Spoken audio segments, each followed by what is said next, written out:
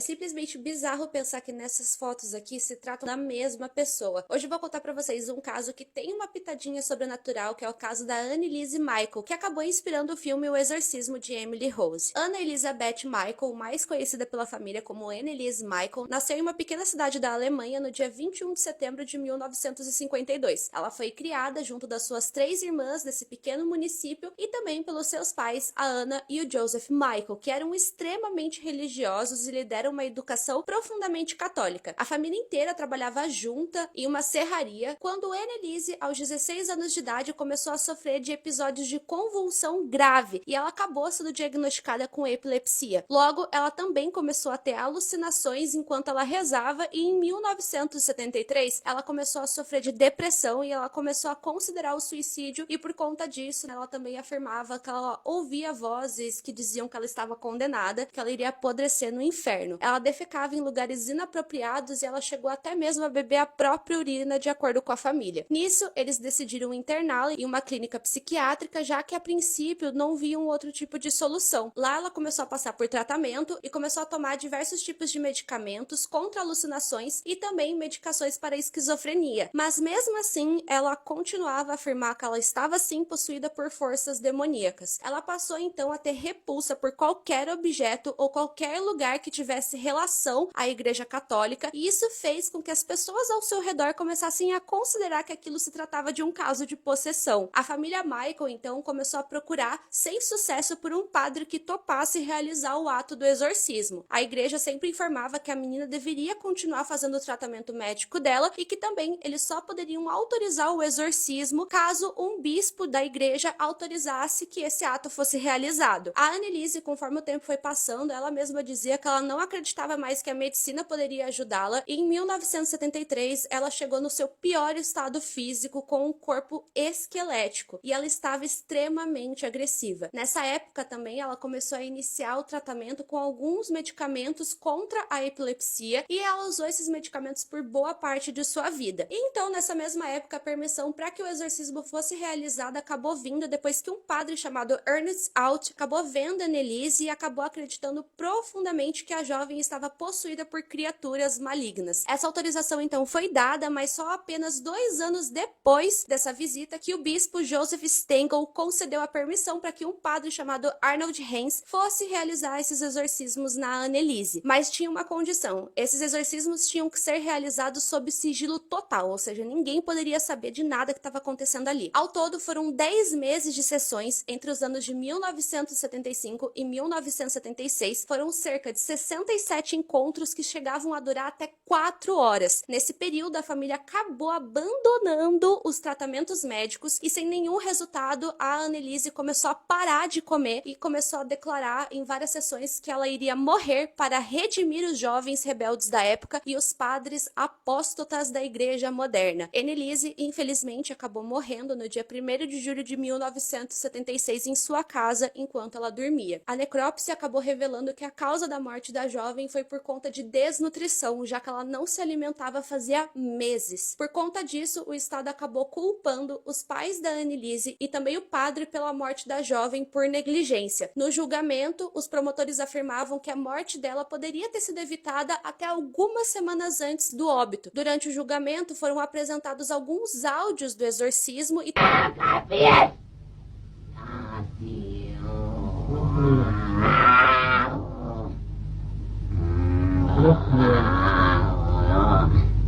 também imagens de como a adolescente estava, e a igreja acabou sendo condenada a pagar uma multa. Já os pais da Anneliese acabaram sendo absolvidos porque, de acordo com o júri, eles já tinham sofrido demais. O bispo que autorizou o exorcismo, ele também foi absolvido por conta da sua idade avançada, tanto que 1 ano após o julgamento ele acabou falecendo. Anos depois desse incidente, os pais da Anneliese pediram para que houvesse a exumação do corpo da filha, afirmando que uma freira teria recebido uma mensagem de que a Anneliese Annelise estaria com o corpo dela intacto se eles fizessem justamente a exumação, e que se eles fizessem isso e vissem que de fato o corpo dela estaria intacto, aquilo só comprovaria que realmente tudo aquilo foi fruto de atos sobrenaturais. No entanto, o motivo oficial que foi dado pelas autoridades para que o corpo de Annelise fosse exumado foi porque o enterro dela teria acontecido às pressas e a família queria enterrá-la em outro lugar e também em um caixão mais apropriado. De qualquer forma, independente do que você acredita que realmente aconteceu nesse caso, eu acho que ele é um exemplo claro de negligência de saúde mental, porque eu tenho certeza que se ela estivesse no hospital, os médicos, os enfermeiros iam dar algum jeito para que ela continuasse se alimentando.